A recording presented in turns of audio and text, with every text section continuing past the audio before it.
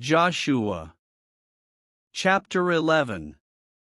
And it came to pass, when Jabin king of Hazor had heard those things, that he sent to Jobab king of Madon, and to the king of Shimron, and to the king of Achshaph, and to the kings that were on the north of the mountains, and of the plains south of Chinneroth, and in the valley, and in the borders of Dor on the west, and to the Canaanite on the east and on the west, and to the Amorite, and the Hittite, and the Perizzite, and the Jebusite in the mountains, and to the Hivite under Hermon in the land of Mizpeh. And they went out, they and all their hosts with them, much people, even as the sand that is upon the seashore in multitude, with horses and chariots very many. And when all these kings were met together, they came and pitched together at the waters of Merom, to fight against Israel. And the Lord said unto Joshua, Be not afraid because of them, for tomorrow about this time will I deliver them up all slain before Israel. Thou shalt hough their horses, and burn their chariots with fire. So Joshua came, and all the people of war with him, against them by the waters of Merom suddenly, and they fell upon them. And the Lord delivered them into the hand of Israel, who smote them, and chased them unto great Zidon, and unto Misrephothmaim, and unto the valley of Mizpeh eastward, and they smote them, until they left them none remaining.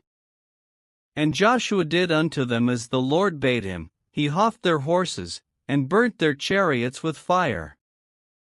And Joshua at that time turned back, and took Hazor, and smote the king thereof with the sword, for Hazor beforetime was the head of all those kingdoms. And they smote all the souls that were therein with the edge of the sword, utterly destroying them, there was not any left to breathe, and he burnt Hazor with fire. And all the cities of those kings, and all the kings of them, did Joshua take, and smote them with the edge of the sword, and he utterly destroyed them, as Moses the servant of the Lord commanded. But as for the cities that stood still in their strength, Israel burned none of them, save Hazor only, that did Joshua burn.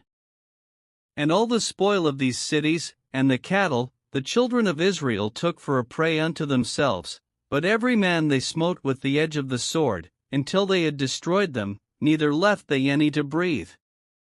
As the Lord commanded Moses his servant, so did Moses command Joshua, and so did Joshua, he left nothing undone of all that the Lord commanded Moses.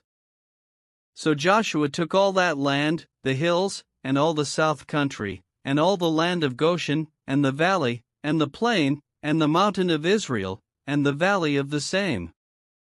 Even from the Mount Halak, that goeth up to Seir, even unto Balgad in the valley of Lebanon under Mount Hermon, and all their kings he took, and smote them, and slew them. Joshua made war a long time with all those kings. There was not a city that made peace with the children of Israel, save the Hivites the inhabitants of Gibeon, all other they took in battle. For it was of the Lord to harden their hearts, that they should come against Israel in battle, that he might destroy them utterly, and that they might have no favor, but that he might destroy them, as the Lord commanded Moses. And at that time came Joshua, and cut off the Anakims from the mountains, from Hebron, from Debir, from Anab, and from all the mountains of Judah, and from all the mountains of Israel. Joshua destroyed them utterly with their cities. There was none of the Anakims left in the land of the children of Israel, only in Gaza, in Gath, and in Ashdod, there remained. So Joshua took the whole land, according to all that the Lord said unto Moses, and Joshua gave it for an inheritance unto Israel according to their divisions by their tribes. And the land rested from war.